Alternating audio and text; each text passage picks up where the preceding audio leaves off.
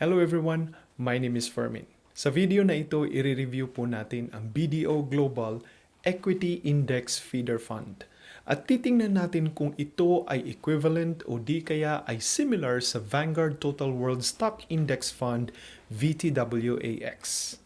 Diyan lang po kayo at subaybayan po ninyo ang video na ito.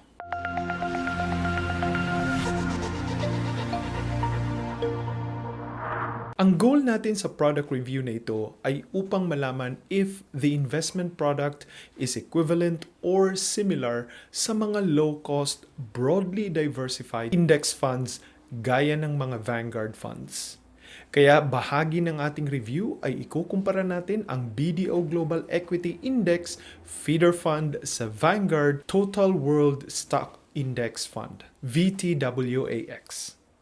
Disclaimer po muna tayo. I am not a registered financial consultant, planner, or analyst. The opinions I express on my vlogs are based upon my personal research and experience. They do not constitute professional advice. Please consult an investment professional before you invest. Simulan na po natin. Ang BDO Global Equity Index Feeder Fund ay isang feeder UITF o Unit Investment Trust Fund na naka-invest sa iShares World Equity Index Fund ng BlackRock Company. Ang feeder fund ay walang sariling assets na pagmamay-ari, kundi ang target fund ang nagmamay-ari directly ng mga underlying assets. You should already be familiar kung ano ang mutual fund. Ito ay isang company that pulls money from the investors and invests this money into assets like stocks, bonds, money market instruments. The manager will decide which assets to buy according to its investment objective na nakasaad sa prospectus. Mutual fund companies are regulated by the Securities and Exchange Commission. Ang UITF ay very similar sa mutual fund. The main difference is that the fund is managed by a bank and regulated by the Bangko Sentral ng Pilipinas. Narito na po ang fund structure ng ating investment. Feeder Fund, BDO Global Equity Index Feeder Fund. Target Fund, iShares World Equity Index Fund. Ang investment objective ng target fund ay sundan ng performance ng MSCI World Index. Kaya ang target fund ay isang index fund. In effect, ang BDO Global Equity Index Feeder Fund ay isang index fund. Ang benchmark ng fund ay ang MSCI World Index. Dito ikukumpara ang performance ng fund if it outperforms or underperforms the benchmark. Kung mas mataas ang kita ng fund sa benchmark, ibig sabihin the fund beat the benchmark or in other words, the fund outperforms the benchmark. Sa kabilang dako, kung mas mababa ang kita ng fund kumpara sa benchmark, ibig sabihin the benchmark beat the fund or in other words, the fund underperforms the benchmark. Ang MSCI World Index ay isang market capitalization weighted benchmark ng more or less 1,600 constituent stocks which covers approximately 85% of the market capitalization in each country. Nasa 23 developed countries ang kasali sa MSCI World Index, kasama dyan ng US, UK, Canada, Australia, New Zealand, Singapore, Hong Kong at iba pa. Kung gusto mong mag-invest sa fund na ito, ang minimum investment amount ay $500 at ang subsequent amount ay $500 din kung gusto po ninyong dagdagan ang inyong investment. Bilang investors, kailangang naka-align ang ating personal risk profile sa risk profile ng mga investment products na ating bibilhin. Dahil ang target fund ay isang index fund, hindi na natin kailangang tingnan ang mga specific risk measurements ng fund gaya ng volatility, standard deviations, Sharpe ratio at iba pa. Kung bakit? Sapagkat ang risk measurements na ito ay yun din halos ang risk measurement ng index. Sinusundan lang nito ang galaw ng stock market index.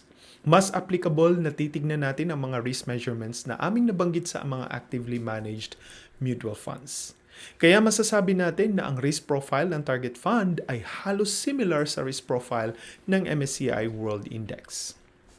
Ano-ano ang mga underlying assets or stocks ng BDO Global Equity Index Feeder Fund? Tandaan natin na ito ay isang feeder fund. Walang direct underlying assets ang BDO UITF. Naroon sa target fund ang underlying assets. Kaya tingnan natin ang underlying assets ng iShares World Equity Index Fund. Ang fund ay naka-invest sa approximately 65% of its assets in the US stock market, 8% sa Japan, 4% sa UK, 3% sa France at iba't iba pang mga bansa. Its top holdings include Apple, Microsoft, Amazon, Facebook, Google, Johnson & Johnson, Nestle, Procter & Gamble at iba pa. Tandaan natin na ang portfolio composition ng target fund ay very similar sa composition ng MSCI index. Kaya masasabi natin that the fund is broadly diversified. Wala pong front-end load ang BDO UITF when you buy shares. Ngunit may 5% front-end load ang target fund. Please ask BDO directly kung ano ang epekto ng front-end load ng target fund sa inyong investment. Wala pong back-end load ang BDO Global Equity Index Feeder Fund. Wala ding holding period ang fund na ito. Kaya anytime, maaari mong i-withdraw ang iyong investment without any penalties. Kaya if you invest $500, yung buong $500 will be converted into the number of shares base sa net asset value per unit at the time of purchase. Anytime, pwede ring i-redeem ang inyong mga shares without penalty dahil wala po itong holding period. Pagdating sa expense ratio, tandaan po natin na may dalawang funds ang involved sa ating investment. Ang BDO Feeder Fund at ang iShares Target Fund. The feeder fund will charge you a trustee fee na nasa 0.04% per year. Ito ang kukunin sa iyo ng BDO. Ngunit may expense ratio din ang target fund. Ang expense ratio ng iShares World Equity Index Fund ay 0.23%. Ito naman ang kukunin ng BlackRock. Kaya kung tutuusin, nasa 0.27% lahat ang nababawas sa iyong kita taon-taon if you invest in the BDO Global Equity Index Feeder Fund, 0.04 plus 0.23. Tingnan naman natin ang historical returns ng fund. Ngunit tandaan natin, past returns does not guarantee future performance. Kaya maging maingat tayo sa paggamit ng information na ito. Ang annualized return ng fund for the last 3 years ay 5.73 versus 5.37 ng MSCI index on the same period. Wala po tayong data ng 5 years at 10 years dahil relatively bago lang po nag-launch ang fund na ito. Lastly, let us compare the BDO Global Equity Index Feeder Fund with Vanguard Total World Stock Index Fund VTWAX. The purpose is to give you an idea of how the fund closely resembles VTWAX. Bakit VTWAX? Because VTWAX is broadly diversified, low-cost index fund. Why Vanguard? We choose Vanguard dahil Vanguard is one of the largest, if not the largest, mutual fund company in the world, the inventor of index funds, and one of the most trusted and highly respected mutual fund companies in the world. Narito na po ang resulta ng ating comparison. Type of fund. The two funds are both index funds. Therefore, both funds are passively managed. Magkapareho po sila. The two funds have different benchmark indices. The target fund is MSCI World Index, while Vanguard is FTSE Global All Cap Index. Ang MSCI World Index ay may approximately 1,600 stock constituents, samantalang ang FTSE Global All Cap Index ay may mahigit 8,000 stock constituents. Kaya masasabi nating mas broadly diversified ang FTSE kumpara sa MSCI. Pagdating sa risk profile, masasabi nating comparable ang risk profile ng dalawang funds. Lastly, ang expense ratio ng dalawang funds ay magkaiba. Mas mababa ang expense ratio ng Vanguard kumpara sa BDO, 0.1% ng Vanguard versus 0.27% ng BDO Feeder Fund. In conclusion, both funds are similar but not equivalent. Kung ikaw nasa Pilipinas and you want to have international exposure, you can invest directly sa BDO without the hassle of opening an international brokerage account. Just go to any BDO branch. But if you are an OFW at mayroon kang international broker, my preference is to invest directly into the target funds via your broker. The biggest benefit is you can select the most appropriate fund na nababagay sa iyo. Low-cost, broadly diversified index funds.